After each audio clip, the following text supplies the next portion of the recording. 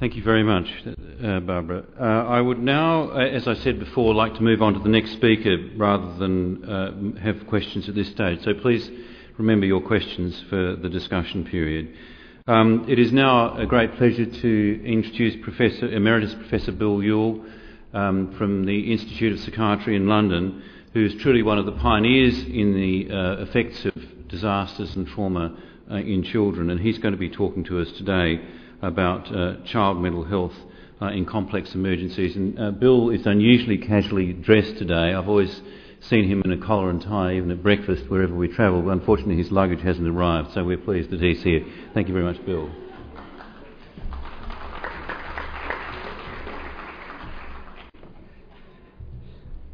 So that was one of the disasters I had to contend with, and I decided that, quite honestly, you wouldn't mind as long as most of me was covered up. So, in terms of complex emergencies, we're talking about large-scale interventions and after wars and natural disasters. And the reality is that most of these occur in countries that are poor, that have often very rudimentary mental health services, and even more rudimentary child mental health services. And so what do? A few years ago, the ISTSS got together with the United Nations, and we produced a book on trauma as it affected people worldwide, as it affected the personnel of the United Nations. And the point about this is, let's see which bit works, maybe none of it, that basically you've got to consider intervening at a number of different levels if you're going to get any interventions to work. Can I? Right. Okay, thanks. These mice are terribly well under control, aren't they? So it really requires forward planning at a policy level, at a governmental level, as to what needs doing. The community level, you've got to work out what resources are there, how can they be deployed effectively and efficiently.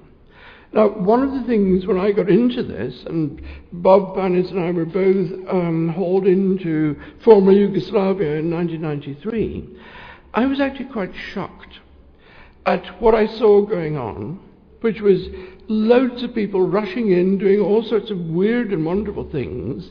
Nobody, it seemed to me at the time, evaluating things properly, not measuring the level of distress of the kids, not prioritizing according to that or whatever, just rushing in and rushing out again. And in the literature, there was already then, in 93, the beginnings of a quite unpleasant divide between the mental health professionals and the people working in the charities, the non-governmental organizations. So when I suggested that we needed to get some questionnaire data from kids, the result was aghast. You can't do that to children. You can't get them to fill out questionnaires. You're only doing it for someone's PhD, and so on. And there's a total misunderstanding, lack of understanding, of the need for a scientific approach to determine which of all these various weird and wonderful interventions actually helped, and equally importantly, whether any of them made things worse. So, we had ourselves to blame in part, because of course those of us who had rushed in, or in our case were invited in, when we started to write up or talk about what we did, we talked about what we knew best, which is working with individual children and families. And so very quickly the word got around in the NGO circuit that all these mental health people just focus on one or two kids, and they are not concerned with the population as a whole. And that's been something we've had to fight hard to overcome.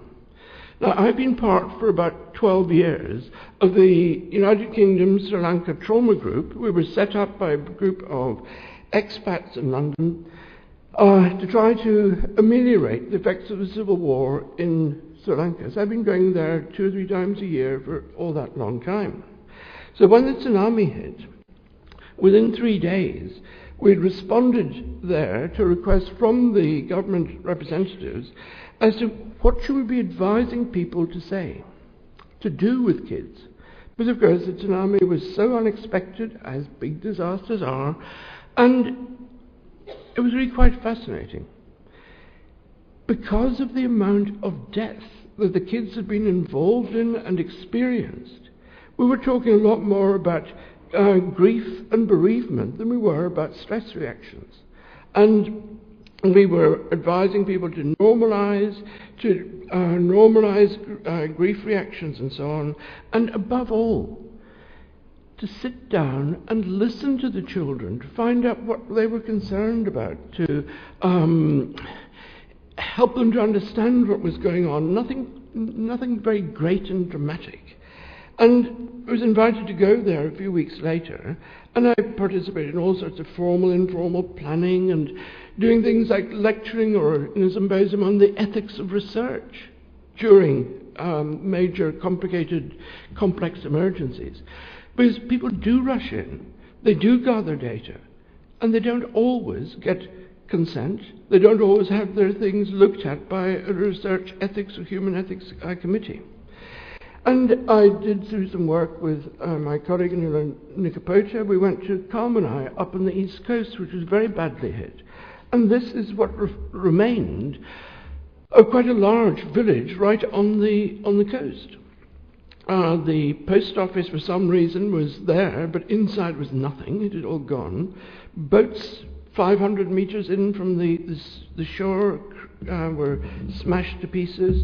This is a group of local people, volunteers working with NGOs whom we got together with to see what did they want.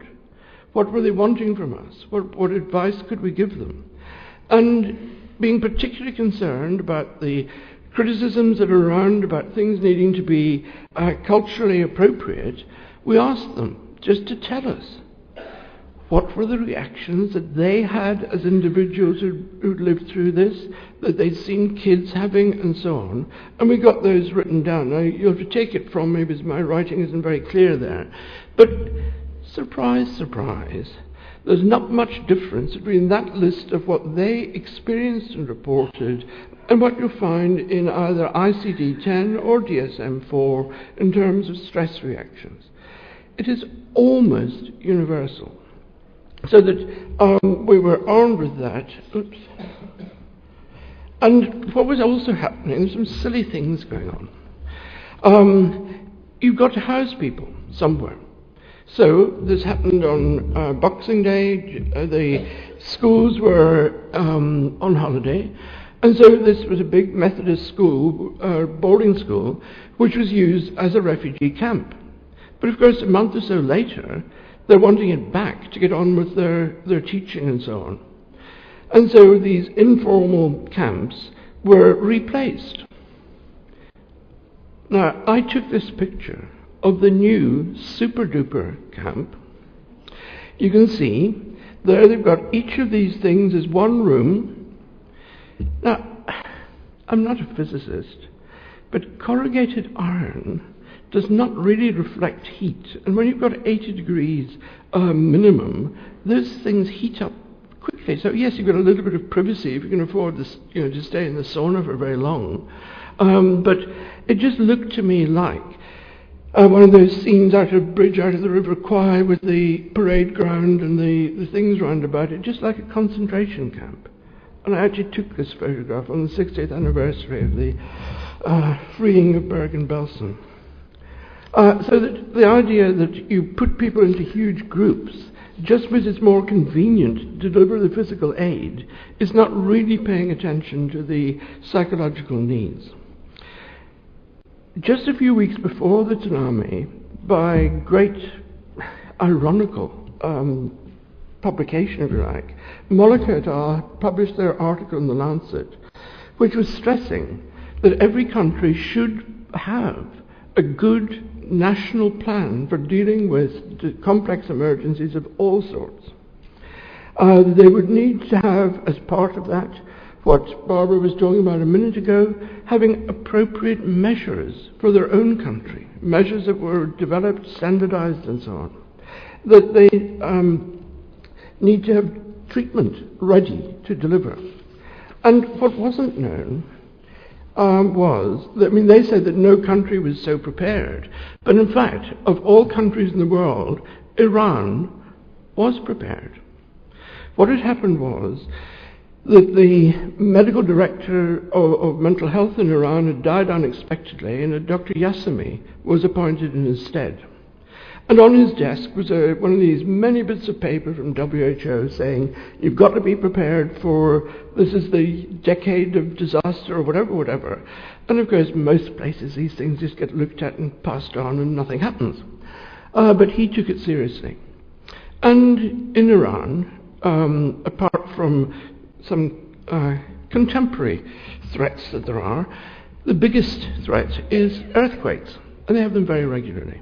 So after the next earthquake, Dr. Yassemi went and he asked the survivors, what do you want?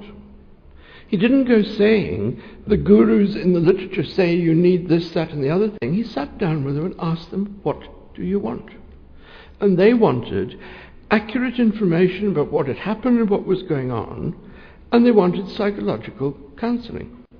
So he then went on to the internet and found that one of the things he came across was the manual for recovery that the Children in War Foundation, of which I'm currently the director, that we'd published. And he got colleagues to come down from Norway to train him and his staff in using this. And for the next 2 earthquakes, they tried it out. And they adapted it for use in Iran. And so this is what happened. They used the manual. And when BAM happened, they already had a core of people who were used to working with our manual in its Iranian adaptation. And they started screening all the survivors. And I'll just let you remember what it was. That's how BAM used to be, with the citadel, the Arg, up on the hill, beautifully preserved over hundreds of years, and within seconds, a mass of rubble. The modern hospital was absolutely flattened. And here's Dr. Yassemi on the right, and there are some of his charts that he put up to make sure that everyone who had survived was tracked and was offered help, or was screened and so on over the next many months. They took our manual, they adapted beautifully, working with children who were bereaved. They developed a little game for them called The Train of Life. Now you see the kid in the front there. He's having great fun, because just before this got going, all us dignitaries had to sit down on the ground, and although I got my collar and didn't have a tie and a jacket and so on, it was still a problem for me to get into the lotus position. And so the kids were really splitting themselves, watching me trying to get down on the floor. And then they started the exercise. And there's child psychiatrists and psychologists there, and they're giving this metaphor that going through life is like going on a train journey. When you're born, you get onto the train, and it goes choo-choo around the room. Before that, they've all got these white T-shirts on, and they've written on the front of them the name of the person that was closest to them who was killed in the earthquake. And then the train stops, and 1 or 2 of them get off. They've died. And the kids take off the T-shirt, read out the name of the person who's died, and the kid in front, it was his mother. And he was very, very serious about it. And then they're told, well, people sometimes get back on later without the T-shirt, signifying new life coming on board. And so they have their discussions, read out the names, and then what do we do for people when they've died? Well, we wash them, we put them in a white shroud, we put them in a hole in the ground, we put a stone on top of them. The stone is this memo board that's there. And here's this kid who was being absolutely, spitting his sides with laughing a few minutes ago, and I swear to you that he is there, very much in touch with his feelings about his dead mum. And then a few minutes later, up, out, and they're playing football, larking around, and so on. And it was a beautiful way of taking something and adapting it for a culture, and it seemed very meaningful. Well, then I got a shock in my life because I hadn't really appreciated that they had taken the manual and they'd adapted it for use with adults. And so I was taken into this porter cabin, and here was a bunch of women in their black chorders. And what they're doing here is an exercise that we dreamt up in an island off Norway, an adaptation, if you like, or informed by EMDR, of getting them to think about the worst moment. And in the earthquake, were these women trapped and their kids trapped? For most of them, or for many of them, the worst moment was hearing their kids calling out for them. They couldn't get to them. And over the next few hours, the kids' voices got softer and softer and softer until they died. And they've been troubled with these images for months and months. And now they did this exercise, the little lad there is joining in, and afterwards they reported that indeed the vividness of the memory and the associated emotion was fading. They used our manual with a total of 45,000 individuals. They got pre and post measures, and they claim that in 85% of the cases they got very good, meaningful reductions in symptoms. And our aim in writing our manual had been not to treat and cure trauma or anything else, but to reduce it sufficiently within very large numbers so that, in our case, kids could benefit from what else was happening in the schools, what else was on offer. But without tackling the traumatic stress symptoms, then they're not going to benefit from what else is there. So the observations that I had was that altruism is alive and well, but it needs to be managed. There are far too many people rushing in, offering help, not taking account of any authorities, and we need to have some agreement on how to do it. In 2005, the UK National Institute for Clinical Excellence had reported that there are two major treatments that should be made available, and these are trauma-focused CBT and EMDR. And so how do we deliver this in large enough numbers? There are issues about screening and so on. There's far too many very short-term workshops, no follow-up supervision. And so how do we increase capacity in a way that will actually work? Well, I've run out of most of my time, so let me say, read the Mollica article. What they argue is that you've got to think through beforehand what's got to be done, got to train people up, and you've got to get the message across that research is necessary. It's not some sort of luxury that's there. That we need to look at, among other things, psychological first aid in the very, very early days. And there are lots of obstacles to progress. The good news is that in the last 25 years we do now have some effective and efficient models. They don't include drugs. There's no evidence that they've got a place in treating PTSD in the early or even later days. It's not just PTSD, as we saw in the earlier presentation. And we can train primary care workers to a high level. But what about the big organizations? What's the role of the World Health Organization? Well, they've set out in February of this year, the Interagency Standing Committee has made recommendations. What I would love you to do is to take that off the web and as one person, but with, 400 or 500 signatures, blow a raspberry at it. Tell them it is total rubbish. They need to think of what the evidence is for working with kids.